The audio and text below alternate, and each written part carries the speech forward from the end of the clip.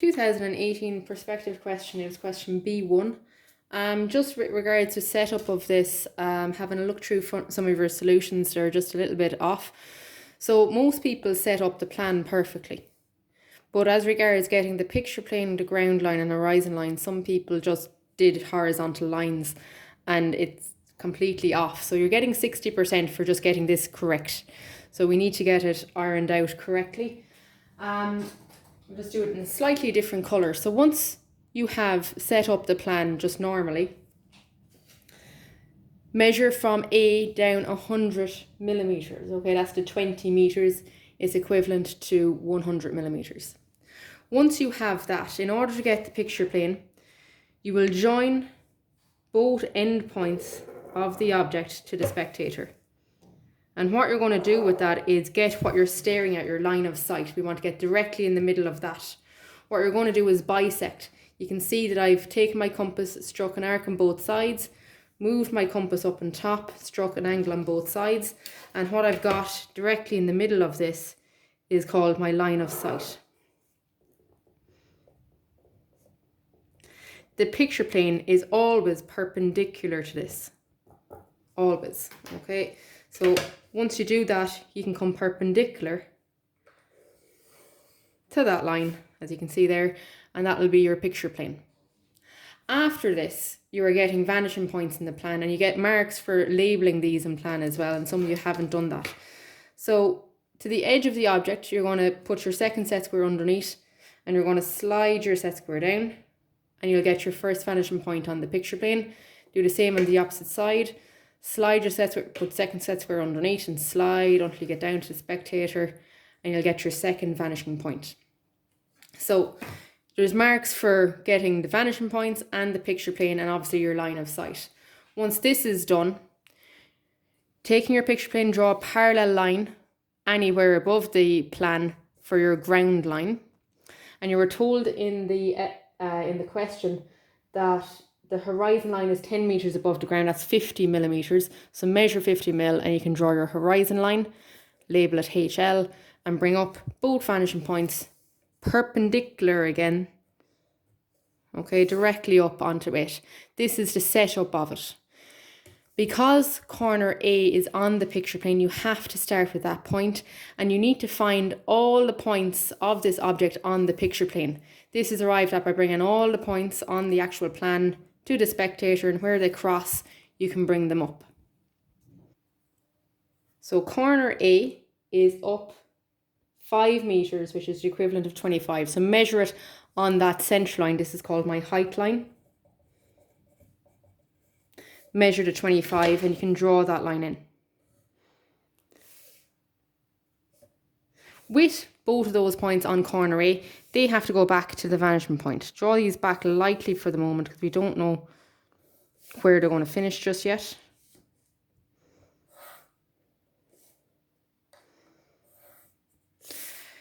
To see, so I've drawn essentially this line in until it touches vanishing points. What I need to do is see where they stop. To get those points in elevation or in the 3D, you bring them back to the spectator, and where they cross, which is here and here, you're going to bring those points directly up and they will get the back edge and the front corner for you. So just sliding your set squares. We'll go different about it actually. Bring those 2 points vertically up.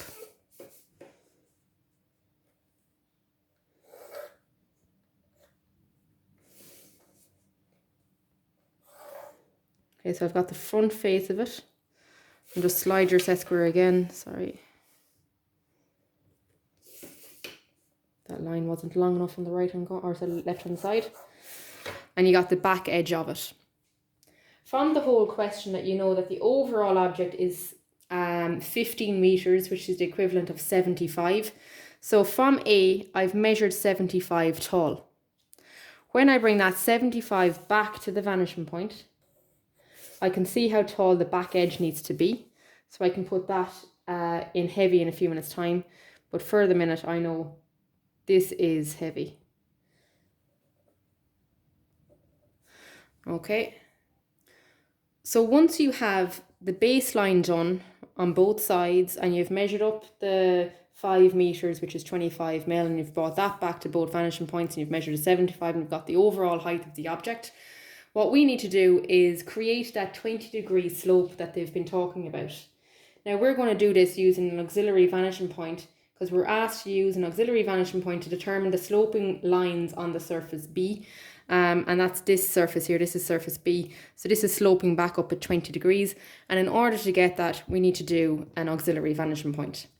So it doesn't matter which side you go on. But what you're going to do is, on one of the vanishing lines in plan, you're going to measure the 20 degrees that you've been told to use. So measure 20 degrees. Draw the line in lightly enough. Okay. Where it touches the picture plane, we're going to come off perpendicular, and this will get us the height of the auxiliary vanishing point. So all we're doing is coming perpendicular to that line.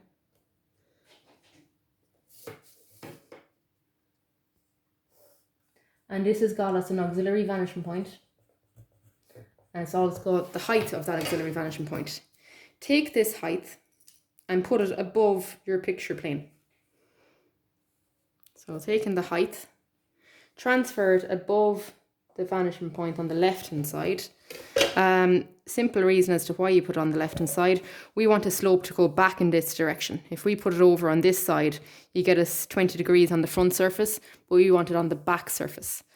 So this point here is my auxiliary vanishing point. Take the front corner, because that has to be at 20 degrees. Bring it to your auxiliary vanishing point. You will be doing the same with the front surface as well, so just bear with me. Once you have that 20-degree line done, which is brilliant, what you can do is so that's that corner found, and we've this corner found, and we've this corner found. Tick them off as you're doing them. I need to obviously get the 4 corners in the center. This one is at the back, I will not see it. So just because this is a completely different surface, there's 2 things we can do. I can force this to touch the object that I've already drawn. So you can kind of see I've continued out this corner till it touches the edge of the object. I've brought it back to the spectator, which is here, it crosses the XY line, and I've brought it up. And I've brought it up and I haven't brought it up high enough.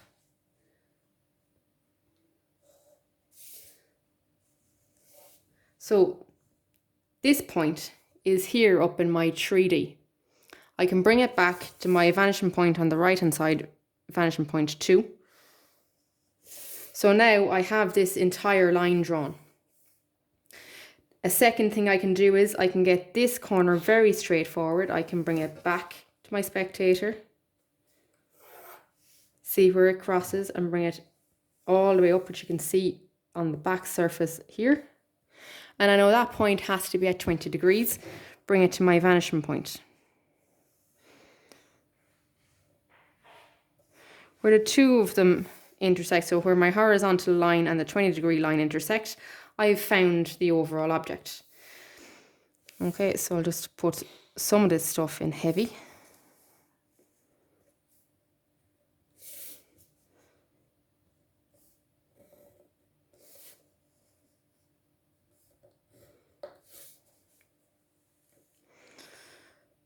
So we're almost there.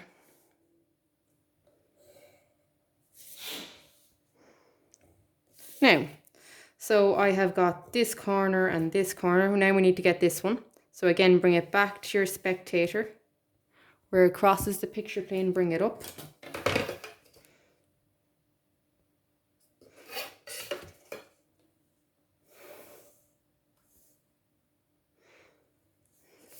Okay, that'll be heavy as far as here. This has to go all the way up as far as your 75-degree height line. Bring it back to your vanishing point on the right hand side.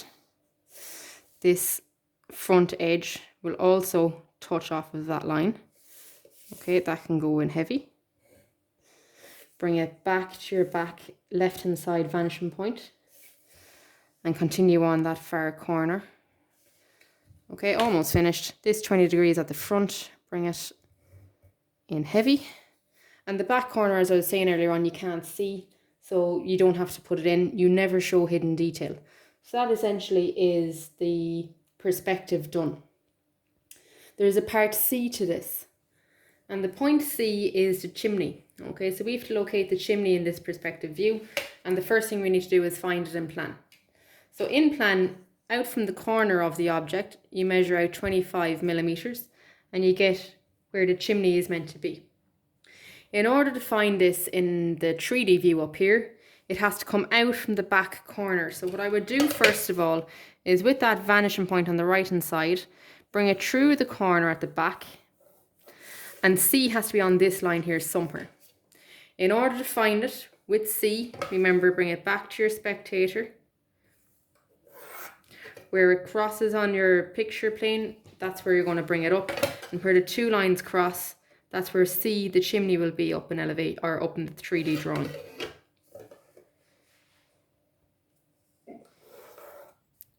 So that's for C on the ground. And we're told C has to be 100 millimeters tall. Now, for height lines or anything like that, we need to first of all measure 100 mil. Now we can use our original height line and transfer it through all of the lines that we've done already. So measure your 100 mil. Okay. We first of all need to bring this back to the left hand side vanishing point, because things further away will appear shorter.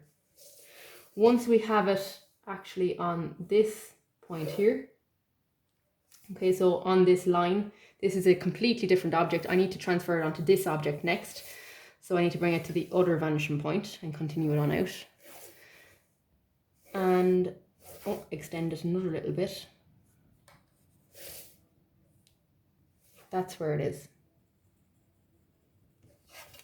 So that chimney goes from the ground all the way up 100 mil. So the 100 mil, yes, is this tall, but by the time it gets onto that surface, it's diminished in size because it's further away. Okay, so that's part B of the question. It was to find the surface C, which was the chimney. And then final one was to determine the angle of elevation when viewing the top of the chimney from the point S. Now in order... For this, part C, you have to get the angle of elevation when viewing the top of the chimney, S. So it's essentially getting an auxiliary vanishing point working backwards. So at this stage, we have the height of the chimney, and when we bring it back to our vanishing point, we get the overall height. It is above the vanishing point, which is this height here.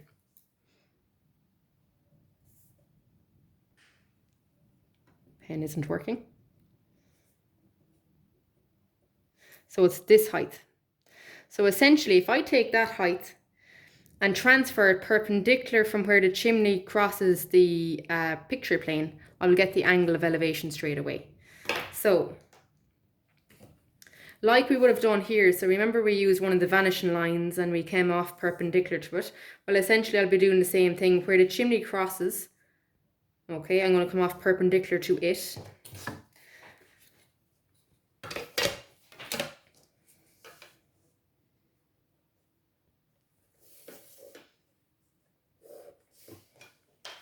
I'm going to get my compass and take the height that I had over here. So this is the height above the vanishing point. Take it, transfer it off over here. Again, I'm going to do it in blue like I had it up in elevation there. So that's the height. This is the height here. And once we've it done, just bring it back to your spectator and you can measure that viewing angle. They've called it theta. You can call it theta too if you like. But the angle for me is 20 degrees also. Okay, and that's the question done.